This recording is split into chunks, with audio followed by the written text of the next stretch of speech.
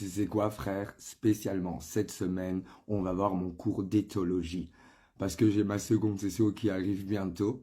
Et dimanche, je vais mettre ma longue vidéo sur YouTube. C'est lundi, t'as vu ma voix, elle est cassée. Longue semaine. J'espère que toi, tu commences déjà une bonne semaine. Est-ce que tu es prêt pour ce premier cours, on va dire, d'éthologie? Parce que moi, je le suis. Alors, let's go! Mais c'est quoi alors l'éthologie? Mais l'éthologie, c'est simple. C'est l'étude scientifique du comportement des animaux, incluant l'humain, dans leur milieu naturel ou dans des milieux expérimentaux, par des méthodes scientifiques d'observation et de quantification, par le biais de la parole, mais surtout par le comportement, parce que tu sais quoi, frère, le comportement est inné. On va voir deux approches. La première approche, c'est l'approche européenne naturaliste. Elle essaye de comprendre le caractère inné.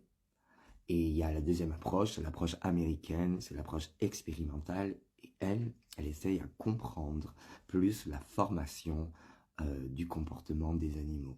Demain, on va voir, donc mardi, les abeilles. Et lundi, c'est mollo mollo, hein, ok? Je t'embrasse.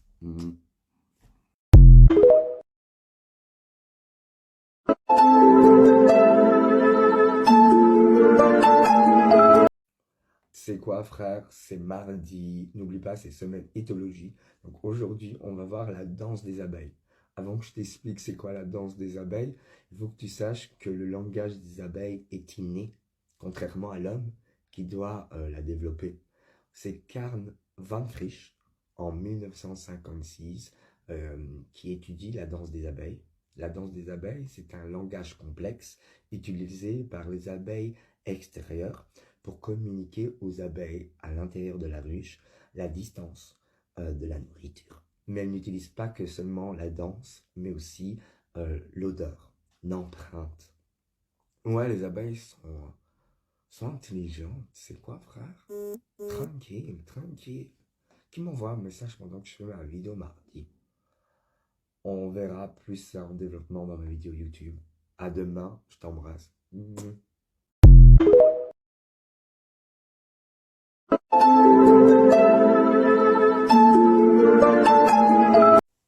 Hey, tu sais quoi, frère? C'est mercredi. On avait dit semaine quoi? Semaine éthologie. Ouais, bon, il y a des grèves partout. Alors je me suis dit, je vais la faire mollo et je vais juste définir l'éthologie cognitive. C'est tout simplement, c'est les études que on fait sur les représentations mentales de l'environnement que les animaux se créent dans leur tête et on voit s'il y a un lien avec leur comportement. Voilà. Demain, on voit l'effet pyotropique. Une vidéo beaucoup plus longue. Bon, c'est mercredi, mollo, frère. Hein? T'as passé une bonne journée? Bah ouais, je t'embrasse.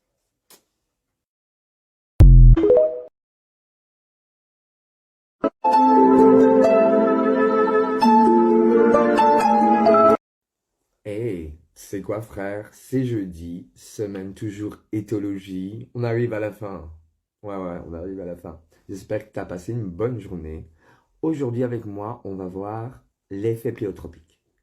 Est-ce que tu es prêt? Parce que moi, je le suis déjà. Ouais, on peut rentrer dedans, là, direct. Alors, let's go. Donc, l'effet pléotropique est la particularité des gènes à agir sur plusieurs caractères. L'effet de ces gènes ne peut pas être lié entre eux. Il y a une expérience qui a été faite par Dimitri Belov qui prend des renards argentés parce qu'ils sont moins agressifs avec les êtres humains. Et les résultats montrent que ces renards devenaient de plus en plus dociles. Et on voyait même apparaître des nouvelles particularités physiques et dans le comportement qui se rassemblaient fort aux chiens. Dans le comportement, les renards argentés utilisaient leur queue pour pouvoir communiquer avec les hommes. Les renards sauvages ne font pas ça. Et on voyait même apparaître des taches physiques sur les renards argentés. Et c'est vraiment cela, l'effet pléotrope. Demain, on voit l'imitation et l'émulation. J'espère que tu as compris. J'espère que tu as passé une bonne journée. Je t'embrasse fort. Confetti.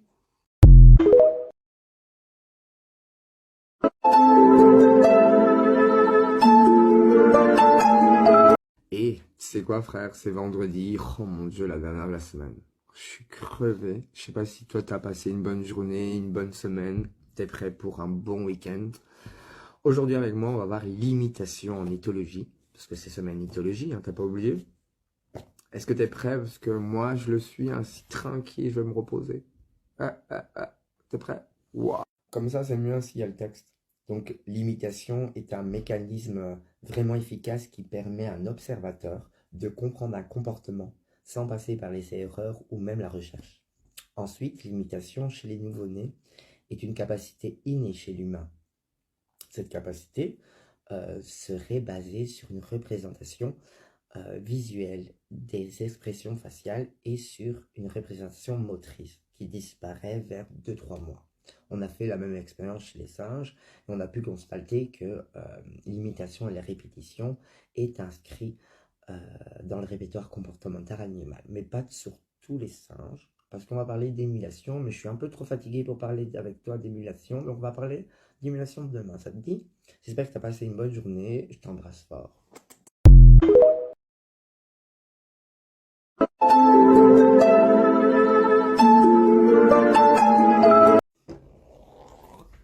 Éthologie, révision, on y va direct, ça te va frère? Tu sais quoi, frère?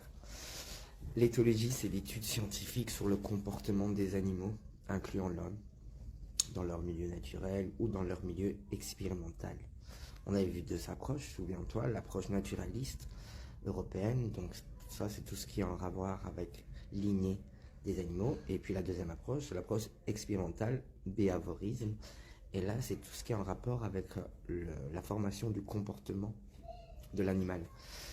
Je vais te citer 3-4 termes qui est très important pour moi et ça peut être important pour toi. Ça va? Le premier, c'est opérant. C'est un acte moteur volontaire. 2. Le principe d'invariant. Et ça, c'est l'effet similaire exercé par plusieurs stimuli d'auprès d'animaux différents. 3. Sommation hétérogène. Ça, c'est l'effet additif de différents... C'est quoi ce délire? J'ai été coupé. Sommation hétérogène, c'est l'effet additif de différents stimuli sur le comportement. Et puis il y a le 5, je ne sais plus quel numéro on était, c'est l'effet Garcia. Et l'effet Garcia, donc tu prends le goût et tu prends la nausée. Goût plus nausée, effet Garcia. Je t'embrasse, je ne sais plus quel jour on est, ça va. Ainsi je peux poser ma vidéo quand je veux.